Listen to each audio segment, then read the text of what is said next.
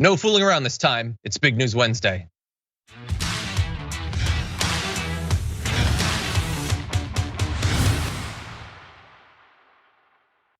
It's not just Big News Wednesday, Jayar Jackson, host of the Watch List. It's Big Breaking News Wednesday.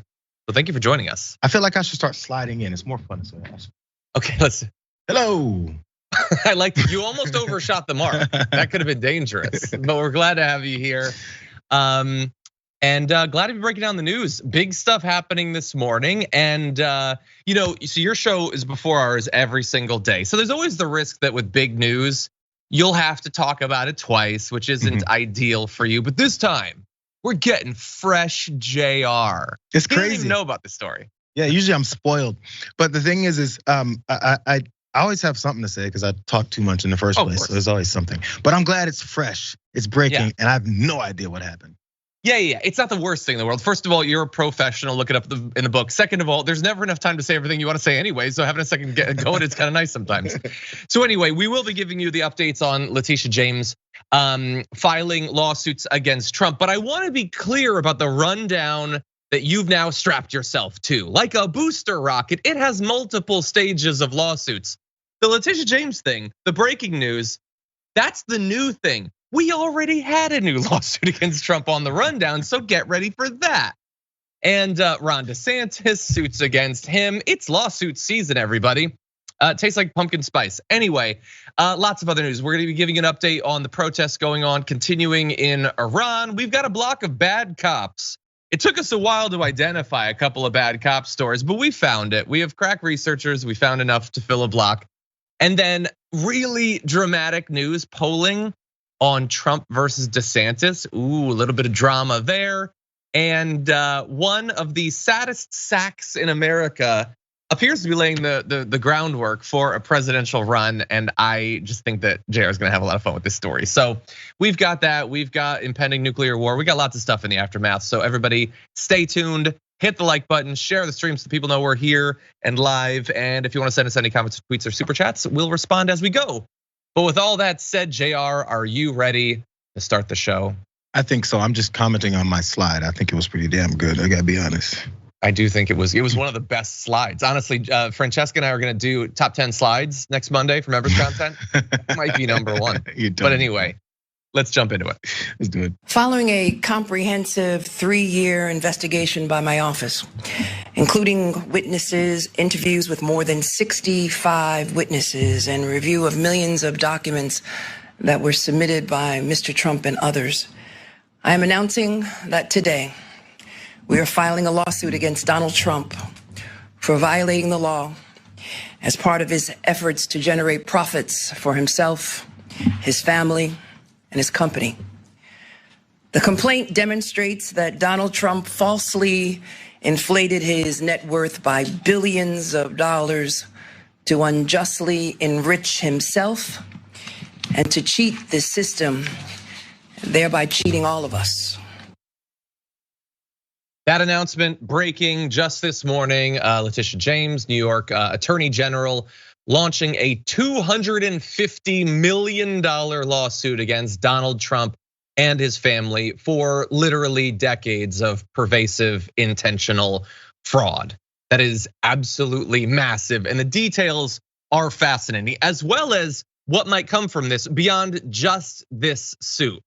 So let's give you some of those details. For 20 years, they say, Donald Trump and his family enriched themselves through, quote, numerous acts of fraud and misrepresentations. They say grossly inflated the former president's net worth by billions of dollars, thereby cheating lenders and others with false and misleading financial statements. So $250 million, that is what they are seeking for New York, as well, and this is spicy, a prohibition on any of the Trumps leading a company in the state of New York, which is bad news for the Trumps. Might be good news for the businesses because they probably will have a lower chance of going bankrupt as soon as the Trumps are no longer in charge, but bad news for the family though. And before we dive into the specific examples cited by Letitia James coming through this 3-year investigation, I do want to remind you that while there have been many years of great reporting on Donald Trump, individual acts of insurance fraud and tax fraud and bank fraud and all of that, I do want to give a little bit of credit to the individual who raised this to, I think for the first time, a national conversation, which was, and you might recall when this happened, Representative Alexandria Ocasio-Cortez. Remember just a few years ago, she was asking questions of Michael Cohen, and she got him to detail how exactly this inflating and deflating scam is run. And that really got a lot of people talking about this and investigating it. So with that said, we're gonna jump into the specific instances, which are bonkers when you hear the numbers. But Jayar, I know this is the first that you're hearing about this. What do you think about the fact that this New York AG investigation, which we've been following for some time, is now bearing fruit to the tune of $250 million? I wonder at this point, folks who aren't the wonks that go through all this every day and then keep track of all the lawsuits and illegal activities and then campaign donations and then moves and then the back and forth between these politicians and the law pursuing them and the threats. The people that go through all of that craziness and then destroy their lives like we do, if they really are keeping track of the level of potential really illegal activity that's now coming to their doorsteps, and if they just see it as, oh, they're coming after them because of an October surprise, which we've seen from another one of Trump's attorneys when she was talking about the search at Mar-a-Lago. It's an October surprise. Steve Bannon turned himself in. October surprise, bro. Yep. It's September, and in fact, all this stuff was happening in August too. And to go even further back than that, all this stuff about Trump companies and them defrauding people and skirting tax rules and then skimming off the top and then changing how much money he's making and all that. The reason why to this day we still haven't publicly seen his tax returns is because this will reveal all of that. He hides it and they do it constantly. But the one thing that has happened is Donald Trump likes to brag about how he skirted laws. He likes to brag about what he's done. We've known about this since when he first ran for president. This isn't new information. It's just finally someone's doing something about it. But they'll deny that ever happened when you can easily bring up the tapes and go, this guy named Donald Trump is apparently disagreeing with this other guy named Donald Trump who said he didn't do what he previously said he always does. Yep. I don't see how you get away from it. You gotta be honest. And I'm trying to tell people who don't listen, I didn't do it. Yeah, I know, 100%. I mean, he's been bragging about how clever, how smart he is for gaming the system. Well, you want to see what gaming the system looks like? Let's talk about how you game the system. So, among other allegations, the suit claims that the former president's Florida estate and golf course, Mar-a-Lago, site of very high-profile FBI raids recently, was valued as high as $739 million, but should have been valued at around 1/10 that amount, $75 million. The suit says that higher valuation was based on the false premise that it was unrestricted property and could be developed for residential use, even though Mr. Trump himself signed deeds donating his residential development rights and sharply restricting changes to the property. So they did that for benefit and then pretended later that they hadn't done it for massive financial benefit. You can't do both. You can't have your cake and eat it too in that particular fraudulent sense. They say that he, through persistent and repeated business fraud, convinced banks to lend money to the Trump organization on more favorable terms than deserved. Back in 2012, there was a statement that valued rent stabilized apartments in the Trump Park Avenue property as if they could be rented at market value. As a result, units collectively worth $750,000 were valued at nearly $50 million. This is not just fraud. This is the greediest, boldest, barefaced fraud that I've ever seen in the real estate context. Get Trump Turnberry Golf Course in Scotland valued at nearly $127 million. But the suit says that since it opened in 2017, the golf course has operated at a loss each year. And this, by the way, this is just like a sampling. This is like just a sampler platter of all the times that they have conveniently raised the value of things artificially and then lowered the value, for instance, to not pay as high taxes, not pay as much in insurance, back and forth year after year to benefit themselves, defrauding banks, defrauding insurance companies, and all of that. And so we're gonna have to see. This is a suit being filed by the AG on the part of New York. They have also now referred to the Southern District of New York for criminal investigation as well. There's been no confirmation yet about whether that's gonna happen, and I wouldn't expect that we'd know that for a little bit, but that's now civil and criminal, potentially 2 new avenues of litigation against Donald Trump to add to what's already going on in Georgia, the Fulton County case that we've talked about, as well as the fact that the DOJ has their classified documents thing. So look, this seems like the storm, I guess, but it's really just the obvious consequence of a guy who routinely flaunts the law, breaks the law openly, intentionally, repeatedly. Those chickens are now coming home to roost. It's crazy. But again, this shouldn't be something that would keep people or change someone's minds on elections that has nothing to do with him, unless they connect it that way. And that seems to be the way they may be wanting to connect these things. So I don't worry. I was gonna say I worry, but I don't worry about it. But I wonder, I guess, is a better term, as to how many people really would see this as they're just coming for him, because that's the narrative that they're pushing now. But when you commit this many blatant, as you point out, not even just like trying to hide it, blatant, right in front of you, stupid crimes. They're like, there's no way anybody's that stupid. You're gonna value your properties at that much of a difference for the sake of making more money? He's gonna do a lot more grifting, a lot more asking for campaign donations, a lot more of his election defense funds, and a lot more of that to pay for this $250 million that he's being sued over here in this civil suit. But I guess until the criminal charges come in one of the 17 to 18 cases that he's potentially facing criminally, we'll see. But that's what I'm waiting on. We've seen him, Trump University have to settle as well. They've been through this before. We'll see if it even gets to that point. Yeah, and if they do settle, I'm sure it'll be lower. She apparently rejected some sort of settlement offer that we don't have details on. That was earlier, it was within the last month, I believe. So we'll see. But I've got breaking news inside of the breaking news coming from a broken brain. Do you know what we're about to turn to? Can you guess? I've been waiting for Donald Trump's response to Letitia James' lawsuit for $250 million being filed against him. And as of the last few minutes, he has done what I'm sure his lawyers would have preferred he not do, which is bleat about it on Truth Social, sending out, I would say for him, a measured professional messaging around this, designed to limit the damage to him and uphold the honor of a former president. And it goes like this. Another witch hunt by a racist attorney general, Letitia James. She's very racist, she hates the whites. That's why she's coming after me for tax fraud, I guess, I don't know. Who failed in a run for governor, getting almost zero support from the public, and is now doing poorly against highly respected Michael Henry. I never thought this case would be brought until I saw her really bad poll numbers. She is a fraud who campaigned on a Get Trump platform, despite the fact that the city is one of the crime and murder disasters of the world under her watch. And then 10 minutes go by and he thinks, no, I need more. Attorney General Letitia Peekaboo James, let's return to that, because there's a lot invested in that. A total crime fighting disaster in New York is spending all of her time fighting for very powerful and well-respected banks and insurance companies who were fully paid, made a lot of money, and never had a complaint about me, instead of fighting murder and violent crime, which is killing New York State. She is a failed AG whose lack of talent in the fight against crime is causing record numbers of people and companies to flee New York. Bye-bye. Oh my God.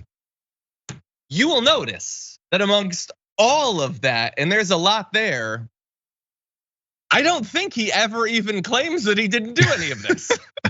I didn't see anywhere where he said I didn't commit fraud. He seemed to say, oh, I did it, but the banks made money, so all's cool. Jesus. Jayar, what's, I almost don't even want to inquire into this. What is with the Letitia Peekaboo James? That's something needs to be asked, because I can speculate. I don't even know. I mean, it feels like it's probably deeply racist. I don't. Does anyone else get that feeling, like in their gut, like it's some sort of weird 4chan racist thing? I don't know. I don't know. Really, what do you your think? Gut. It's more from the way he says and does things. It's tracks is the reason why. If someone else that doesn't regularly say and insinuate racist things all the time, you may go, hey, you might want to maybe change your choice of words. Think about it. And then they go, oh yeah, that does sound bad. No, this is purposeful.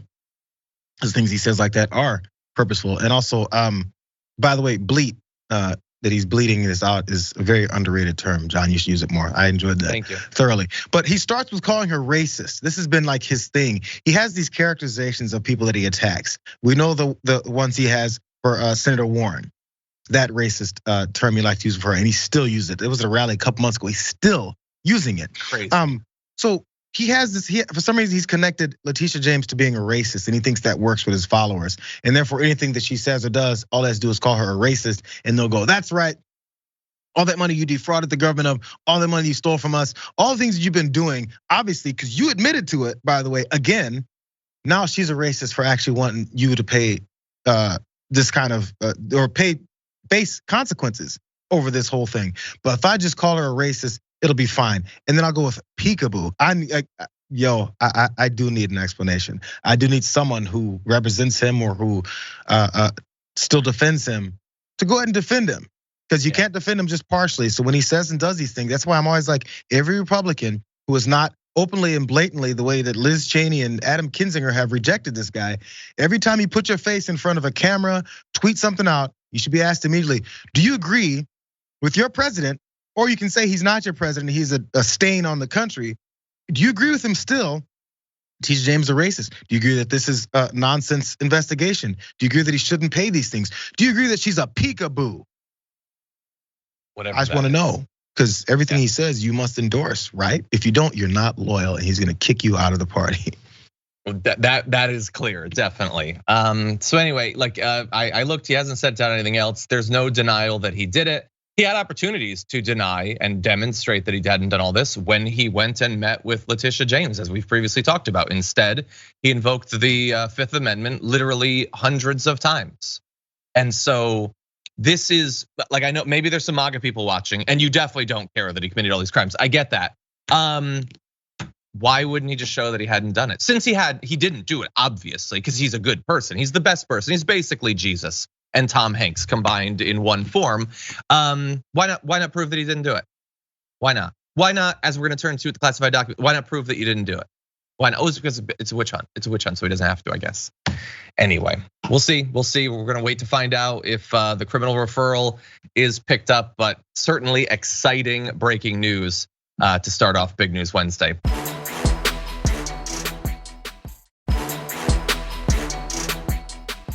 Donald Trump and his legal team had an amazing plan when it came to the classified documents scandal. Get a special master, get the one they want, Raymond Dearie. He's highly suspicious of the FBI. He's gonna protect them in lockstep, arm in arm with Judge Eileen Cannon, Trump's judge. Except apparently that's not working out very well, because for the first time yesterday, Trump's legal team had to meet with the special master, Raymond Dearie. And one of his first requests to them was, I think, a pretty basic one, a pretty reasonable one. So you guys are implying that you have declassified these documents. I would love to see some evidence of that. And they said, we would prefer not to provide any.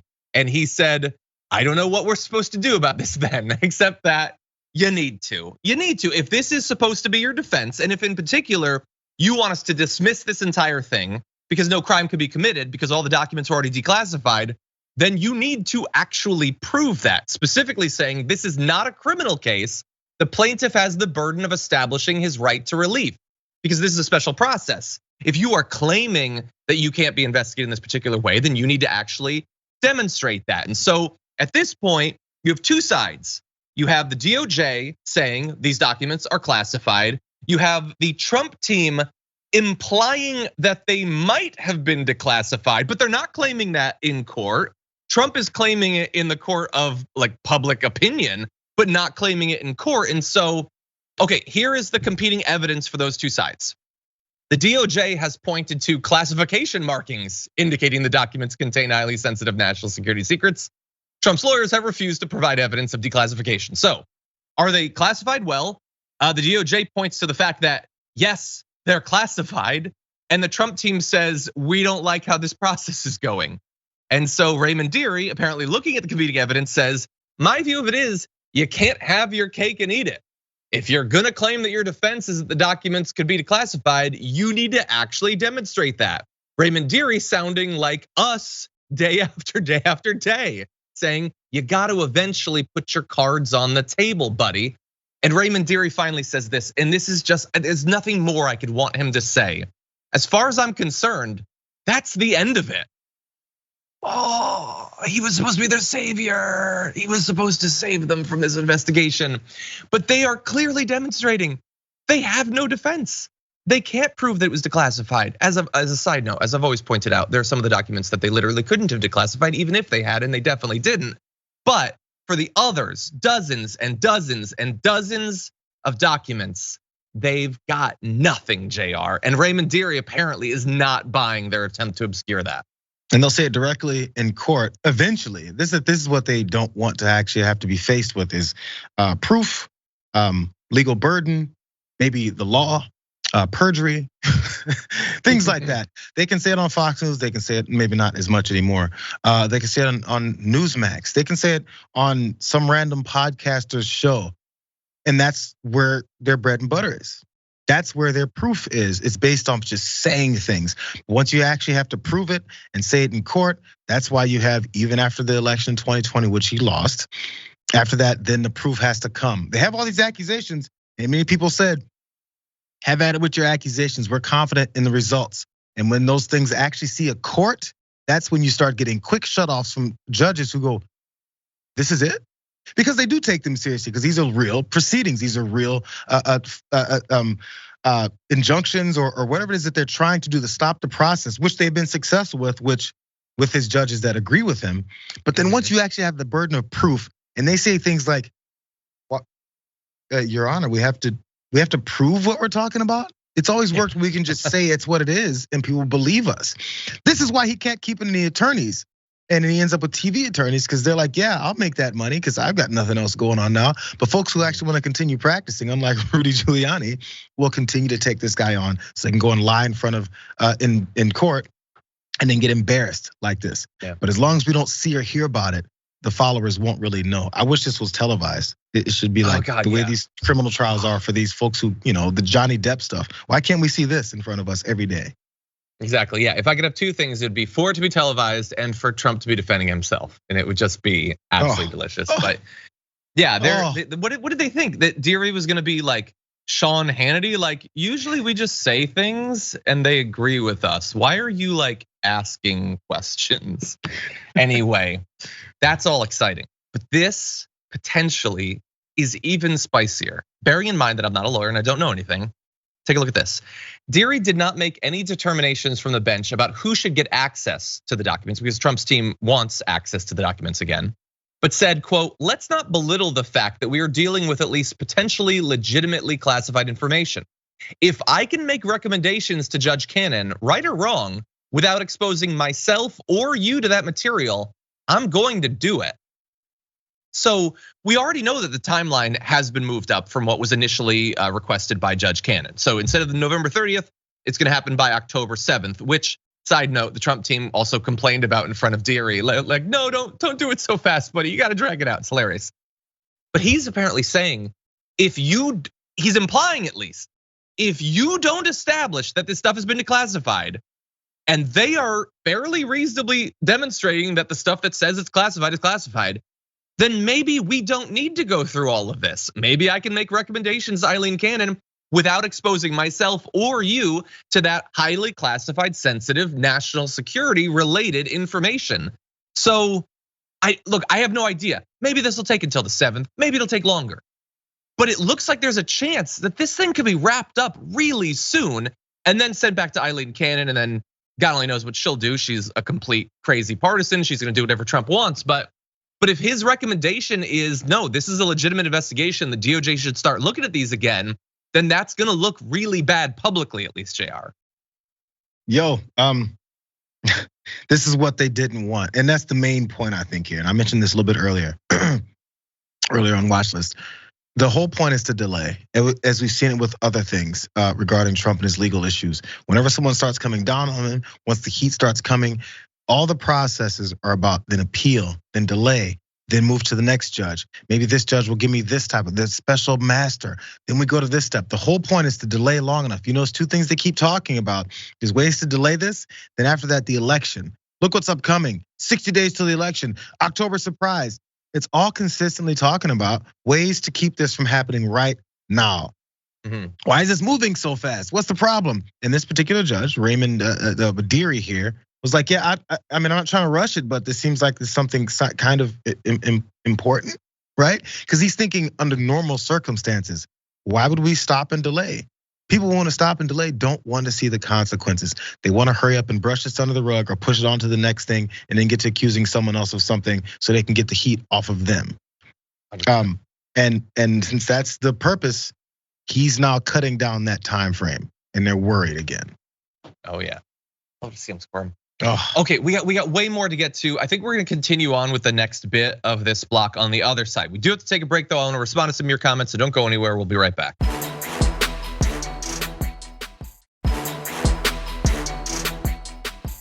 Okay, so we're continuing on with the A block, right? Okay, let's get even wilder. Okay, we'll see. We'll finesse it a bit, Jayar. Thank you. But yeah, let's jump into this. Sorry to the TD, I threw you off there. Donald Trump is facing a lawsuit. I'm not even talking about the Letitia James thing. This is a separate lawsuit. Do you remember E. Jean Carroll? That's the author who has previously alleged that former President Trump raped her in the mid-1990s, has announced plans to sue him for battery under a new state law, according to court filings that were just made public yesterday. Carroll, a columnist for Elle, alleged that Trump pinned her against a wall in the dressing room in either 1995 or 1996, pulled down her tights, unzipped his pants, and sexually assaulted her. She claims that she fought back against Donald Trump and escaped relatively quickly. Now, the reason this lawsuit is being launched now is that she had previously been unable to pursue legal action for the alleged assault due to the state's statute of limitations. Now you have the Adult Survivors Act, which gives adult survivors of sexual misconduct a 1-year window to sue their abusers, regardless of when the actual incident happened. That is allowing her to do this. She has requested a deposition to question Trump under oath. Bear in mind, there had already been a legal proceeding around, I believe it, defamation. When she had made these claims, he, in her words, defamed her in public about it, claiming that she was a liar. So that has been proceeding. Now you have a legal proceeding being launched about the actual assault. She is also asking for those two things to be combined. We'll see if that actually happens.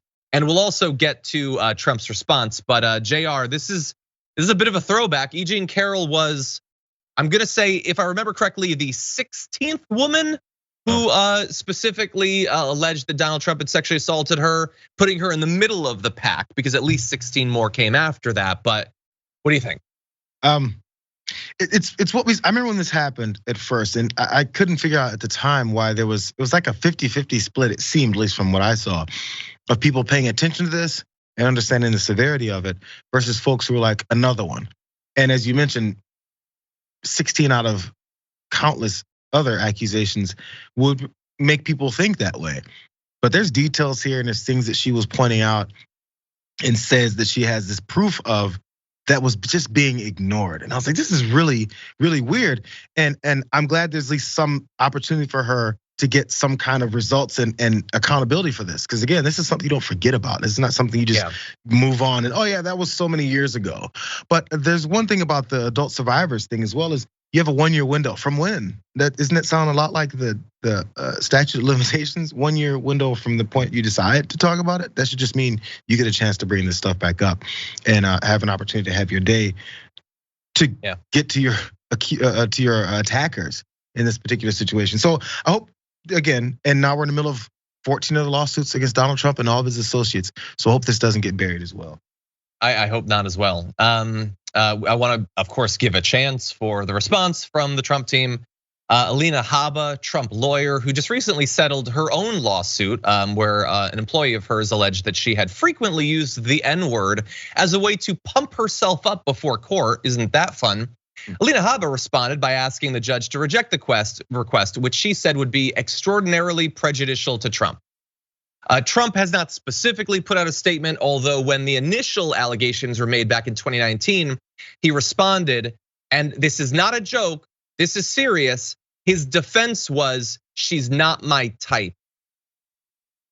He said it's insane to think that he would have raped her because she's not his type. Leaving open, of course, the possibility that had she been his type, then maybe he would have raped her. But he doesn't find her attractive, so he didn't rape her. That's what the former president had to say about an allegation, a specific, detailed allegation of sexual assault. So we'll see what happens. Everyone who supports this guy, just imagine any woman that you love, any family member of your life, says this happened to them, and then you say, but it can't be. He's totally not your type, or you're totally not his type. Is that something you'd say? I can't conceive of I don't understand people who find any of this acceptable, but we're filled. We live in a land of madness.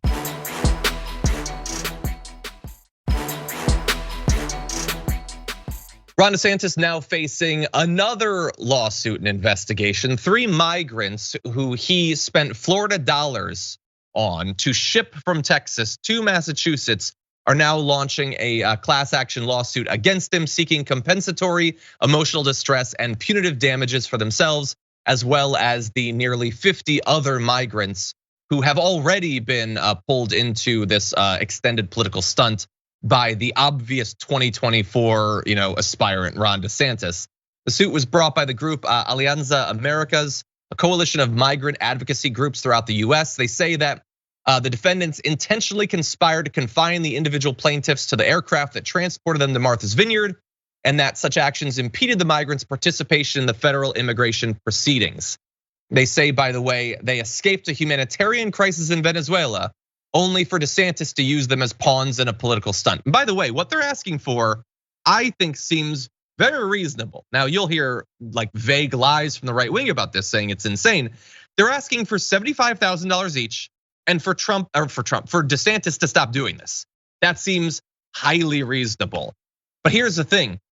In this lawsuit, we get additional details about how they were lied to. So remember, DeSantis's defense, at least in his view, is these people consented to it, so it's okay. I want to read you some of these details, and you tell me if this matches your understanding of consent. So they say that those working to recruit migrants for the flights didn't disclose that they were working for or on behalf of the Florida government. Instead, they waited outside of shelters and claimed they work for an anonymous benefactor. So they lied about who they were working for.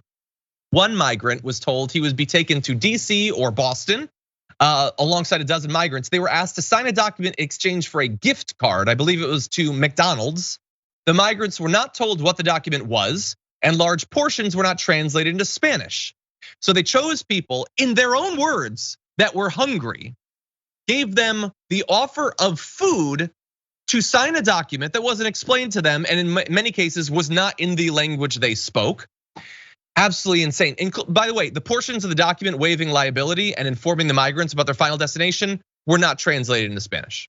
So these are gonna be really fascinating topics for the eventual judge to dive into, Jayar, but this is just looking so bad for Ron DeSantis. Multiple levels of intentional deception of these people.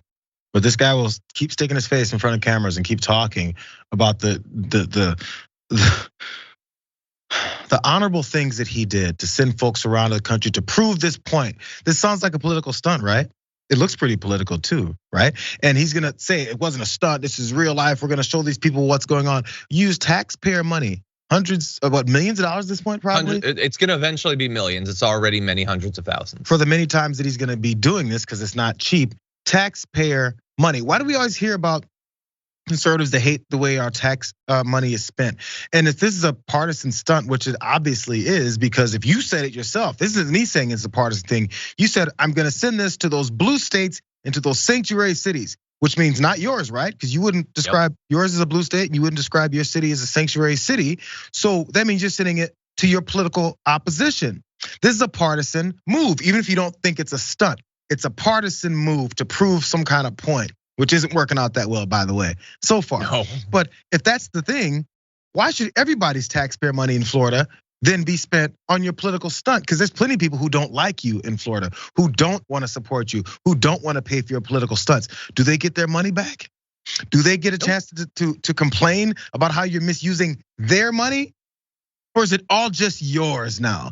These kind of points aren't made enough because we complain about how social programs that get paid for sometimes are siphoning from hardworking Americans who have nothing to do with this student loan forgiveness, SNAP benefits, welfare, things like that. I don't want to pay for that. That's not where my money going. I don't want my money going to wars. I don't want my money going to your political stunts. Do I get my money back? I'm guessing no. Now, many conservatives in Florida are so beaten down and well trained by Republican media that they're fine with the dollars that should be going to benefiting them being spent to attack migrants in other states. But I think it's a pretty good question. That would be my question if I lived in Florida. By the way, I want to close this section with one quick thing. So what have we been talking about recently? The way that you know that something has worked against them. They say that a hit dog will holler. Well, we know what works. Anything that they immediately try to turn around and attack the other side with. So in response to this lawsuit, Taryn Fesky, communications director for DeSantis, says it is opportunistic that activists would use illegal immigrants for political theater. Of course, so in the same way that Biden ran a political stunt by changing immigration laws, that's what DeSantis says. So the stunt thing hurts him. The political theater thing clearly hurts them because they're look, what can we turn around and say is political theater? What do we have? Literally anything. Let's just do it. It's so transparent.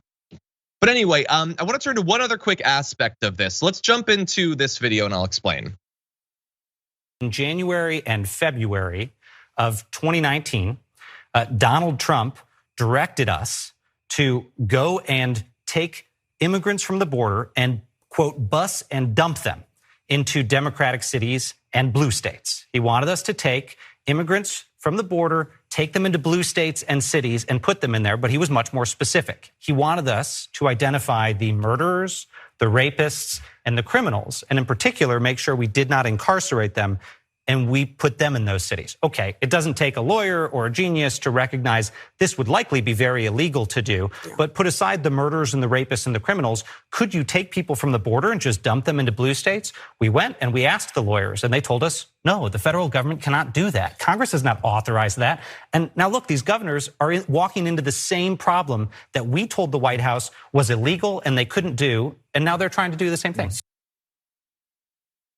So that is Miles Taylor, you might be familiar with. He is formerly of the Trump administration, became a big critic of the Trump administration in the later years. And bearing in mind that he has been talking about this sort of thing on social media for a bit, didn't initially come out with it when the requests were made by Trump. So let's just bear in mind all of that. But if that is true, if he can be trusted on this, is devastating. It is like so much clearly even worse than what Ron DeSantis did, to intentionally send people you think or know to be murderers or rapists to murder and rape people in blue areas as a punishment against your political opponents is, I kind of want to say, the worst thing I've literally ever heard a politician do, I think. And that's what's being alleged. In any event, though, I do have to apologize because I got something wrong earlier this week when we were talking about Donald Trump and how jealous he was, as you'll see in this, of DeSantis stealing his plan for shipping migrants. I thought that was just Trump doing what Trump is gonna do, claiming that he came up with everything and how dare you take my idea. In this case, no, apparently Trump actually has a point. This was his idea and he had a purer, more cruel version of it. Ron DeSantis is doing something that's totally inhuman, but so far he hasn't been specifically looking for murderers. So I think Trump has a point. DeSantis is biting off of Trump's style. Jayar, what do you think? Serious illustration of a lack of consequences for certain folks. They're so detached from any kind of consequence or legal actions towards them that as they do it, again, they'll say right in front of everyone's face and announce it. Yeah, we broke the law. Hey, that guy broke the law that I was trying to break before my attorneys told me that I'm gonna be breaking the law. Usually you would say, whoa, glad I missed that one. Instead, it's, I can't believe he stole my idea. They don't think there will be any consequences for anything they do. So much so, they will announce they just committed crimes. I committed a crime. He stole my crime. They don't expect to actually be held accountable. Which is why when they begin to be held accountable, they start calling the folks that come after them peekaboos, as we heard earlier about Letitia James. That's how bad it is.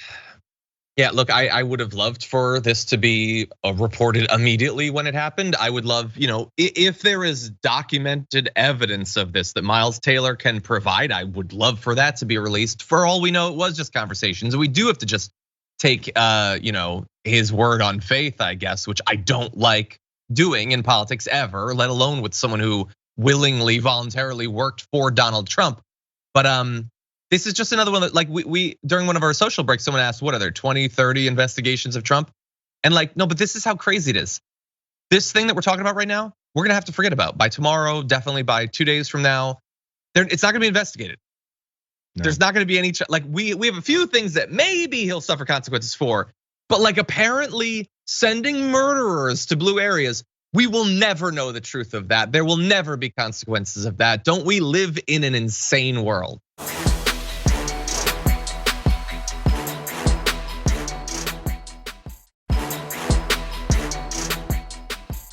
Okay, let's see, hold on. The Better Bundo book, the American Library Association. Okay, people are giving more information about these banned book clubs. Thank you for that, I do appreciate that.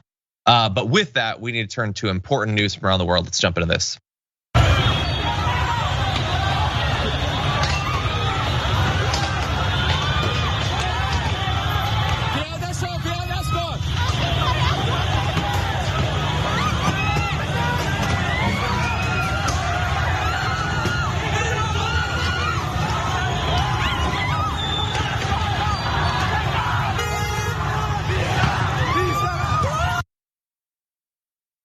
What you're seeing there is footage from Iran, which is, as of today, in the 5th day of some amazing protests going on following a tragic death. 22-year-old woman died while being held by the morality police because she chose not to wear a hijab. This is Mahsa Amini, a 22-year-old Kurdish woman from Western Iran. She was visiting the capital, taken into custody by them, and apparently assaulted. That is what is at question. Her head was apparently, according to what people are saying, smacked against a wall. She fell into a coma and eventually died. And protests have erupted. Now, there have been protests in Iran, but these are different in a couple different ways. One, almost universally appear to be led by women, incredibly brave women who are risking imprisonment or assault or death in doing what they're doing. The length and severity of the protests, we have 500 people already apparently arrested, 7 people killed in the protests so far. And so what you saw in that footage was protesters actually chasing away some of the security forces. And so we have a mix of people who are showing solidarity in the streets and also really fighting back. And I wanna give you both of those. So let's jump first to, I believe we have some footage of women risking everything, dancing in the streets during the protest.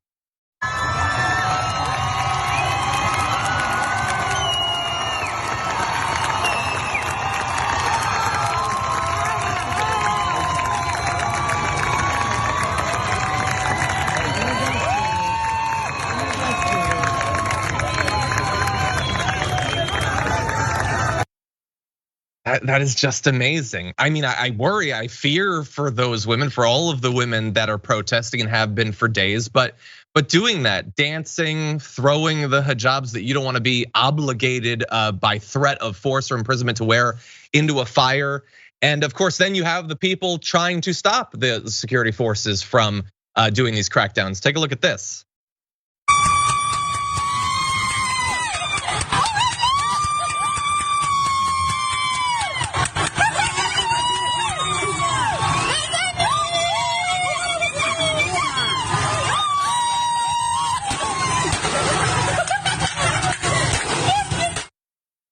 Absolutely brutal the way that they're fighting back. And of course, I don't want to see that. I don't want to see anybody being beaten, protester or the forces trying to oppress them. I would ideally like to have a free society where people can live their lives the way they want to. But unfortunately, that is not the status quo. And people in Iran just aren't going to take it. Jayar, what do you think? This is, it stands out a lot because of the way I think we see other countries and oppressive rules and laws and things like this. We just kind of see this, oh, that's what happens there. Everybody's fine with it. In fact, all these victims of it are cool with it too. So when you see the things actually change, when you actually see pushback, protests, uprising against these authority figures who have been put there to violently keep things the way that they always are, or even this assumption that every woman wants to dress like this. I'm sure many do, but folks who don't, we just figure, oh, they're fine with it. So when we see this stands out to us more because we have this detached nature, the way we see other countries in the world. And especially when it comes to women's rights, things like this. So this made me think about it as I saw this all happening. Throughout history, society changes and the way that we approach things change. My kid watches these oversimplified videos about historical events. And many times way back when people saw, you got kings, you got queens, you got that royal family. In this country, you got this Roman Empire, and many regular common folks just said that's just the way life is. This is existence on this earth. So as we see things change, even in our own country, the pushback to it ends up getting very angry, very violent, and very scary because the powers that be never want to let that go. So as you see this type of thing happen, it's surprising, and it's not like the folks that were filming from that above head shot of regular citizens, men fighting for women that are being oppressed in this way. It's startling. People don't expect it. I'm glad that it's something 100%. That maybe is gonna be expected a little bit more. And the folks that push this type of stuff will be on notice that people aren't accepting it the same way it was. Society's changed, the way that we see life and the way people's positions in it change. Hopefully it's the beginning of it, at least in this particular, and also in our country, we're trying to go backwards, by the way. We're trying, well, I mean, both things are happening at the same time. Society is changing and more people aren't going to accept it, but you have that, perhaps because of that knee-jerk reaction trying to clamp down on those rights. I mean, just briefly here in the US, obviously, the stuff about like the LGBTQ like teachers and stuff like that affects everybody, but heavily is targeted against women. Just the question of who gets to be a woman in America is the war that they want to fight, that they want to attack on, and we can't allow it. And you see here that they're not allowing it either.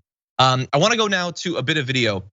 This is a US-based actress talking about the situation there. Nazanin Boniadi, most recently of Rings of Power, talking about the situation. Listen to this. I think before 1979, when women had the freedom to choose, you saw a coexistence of women who chose to wear the hijab and women who didn't wear the hijab coexisting peacefully together. There was a freedom of choice, and that's what we're fighting for. I think to call it a cultural dress code of kinds, which the former foreign minister Zarif and countless other Iranian officials have tried to sort of tell the wide world, the global public, that's a myth, that's a lie. Because what kind of cultural norm has to be controlled through batons and through threat of death and imprisonment? You don't need to subjugate people for a cultural norm to exist if the majority of women actually chose the hijab. But what you're seeing is people risking their lives. You're seeing people taking to the streets and risking imprisonment. And in Mahsa's case, her head was bludgeoned against a wall and she went into a coma and died. And she pointed out that there are celebrities inside of Iran, female celebrities who are taking it off and again risking potentially losing their careers, losing their life. And it does make me feel about like we're told similar sorts of things here about traditional family structures and traditional gender roles. Well, if it's such a cultural hallmark of our society, why do you need to enforce it through the law, through the threat of violence, whether state-based violence or just whoever Tucker Carlson sends after you on a particular day? It seems like it's not such a deep-seated societal thing if you have to fight so hard to keep it that way. But anyway, I love that you have you have regular people on the streets, you have celebrities inside of Iran, here in the US speaking up for them, putting pressure on, for instance, Antony Blinken putting out a statement, the UN now saying that they're pushing for an investigation, which Iran says they're doing. It's been 5 days. You got cameras in there. They sure seem to be taking their sweet time, Jayar. But anyway, I'm glad that that pressure is being put on them, and hopefully we'll have, I don't know, we'll see. We'll have whatever I guess Iran's government is going to allow, as long as Iran's government stands. It's scary times, man. Hope it gets much better quickly. Yeah, man. It's brave stuff. Anyway, massive credit to the incredibly brave people in the streets. With that said, that is all the time we have for the first hour of our show. Thank you, everyone watching on the linear platforms or on the podcast. There's a lot more to come in the aftermath, though, so don't go anywhere. We'll be right back.